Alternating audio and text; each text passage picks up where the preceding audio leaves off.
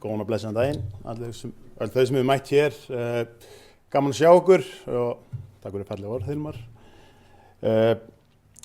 Ég byrja þetta á mér, já, fæddur uppalinn Reyðfirðingur, býð þar, konu mínum og börnum og einhverjir sem kannski voru ekki að púsla saman andlitið, þá er ég vanalega í fréttum í svona rauðum spandexból með leðuróla sem er glíman.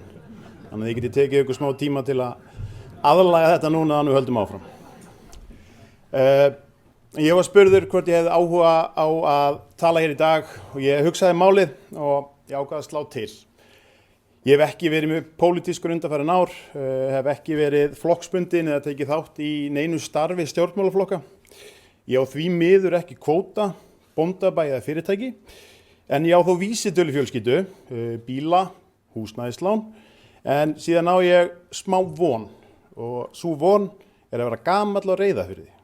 Svolítið einfalt en það er mín von. Og börnin mín muni hafa góða ástæðu til að vera þar líka. Eins og staðan í dag þá er þessi von mikil. Austurland blómstrar, sterkt atvinnulíf, framtíðarmöguleikar, en þið hér sem sitið hérna, ég er ekki að segja ykkur neitt nýtt, þið vitið þetta allt saman. En ég ætla ekki að eyða tíma í það. En stærsti ókosturinn að mínu mati við Austurland er hver lítill fiskur við erum í ekki stærri tjörn en Ísland. Áhrif okkar á Alþingi er að mínu mati ekkert sérstaklega mikil.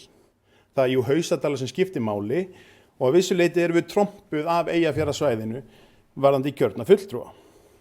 Svo fer ríkisstjórnin að tala um samningsstöðu Íslands við ESB og Ísland að verði á hlustað. Þetta er auðvelt að segja, auðvelt að spá en ég held að þessi hægur leikur að líta aðeins inn á við. 3% landsmanna, eins og að flestir hér vita á Austurlandi, skapa tæpan fjórðung útflutningstekna Íslands. Og það má hver dæma fyrir sig hversu mikið vægi við höfum innan Íslands þrátt fyrir það. Og ef við ætlum að bera saman samningsstöðu Íslands við ESB eða Austurland og Ísland, þetta er ekki alveg, við erum ekki að spila í sömu deild þar. En samningsstaðan, hún er sterk, er okkur sagt. Þorgerður Katrín hefur gefið það út að Ísland vilji halda fullu forræði yfir sjávarauðlindinni. Það verið sterkur landbúnaður og það verið bannað að flytja inn dýr, vatns- og orkuauðlindir, óskorar forræði þar. En þá spyr ég mig, hvaða styrkleikar er eiginlega eftir til að mynda þessa samningsstöðu? Það ætti gaman að vita það. Þessar undanþágur síðan sem við erum að tala er einhvern veginn standa þvert á megin tilgang ESB sem er að fella niður samskeppnis- og viðskiptahindranir á milli aðildarríkja og þessar undanþágur sem við tölum þær er ekkert annað en þetta. Get líka ekki sleppt því kannski að taka smá reality check svo í slétta aðeins með þessar fyrrgreindar undanþágur. ESB hefur ekkert falið það að aðildarríki eigi að laga sig að reglum og regluverki ESB. Og það séu einungis undanþágur á aðlögunartímabilinu.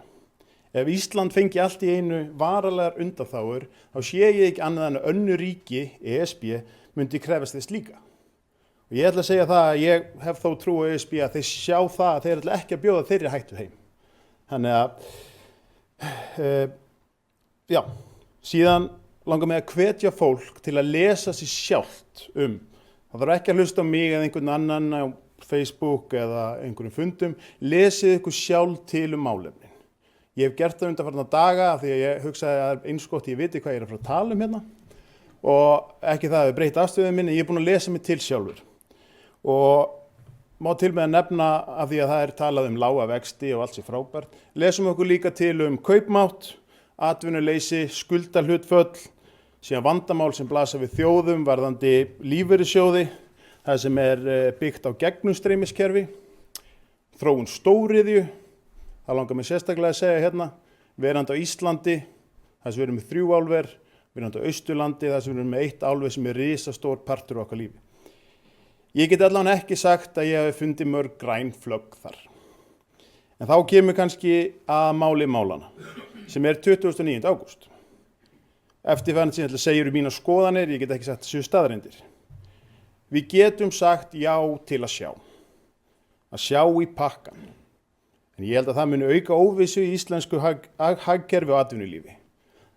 sem mun óhjákvæmilega setja af stað vinnu við meiri aðlögun Íslands að ESB, sem mun vera fyrsta skrefið í að veikja stöðu Íslands og þá sérstaklega Austurlands.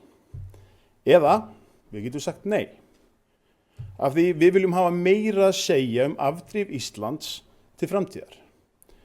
Af því að Ísland stendur vel, hér gott að búa. Við getum sagt nei til að breyta hvatvísi ákvörðun ríkisstjórnarinnar, kannski þeirra mesta gæfu spor, svo þau geti beint kröftum sínum alfarið að næstu skrefum fyrir Ísland.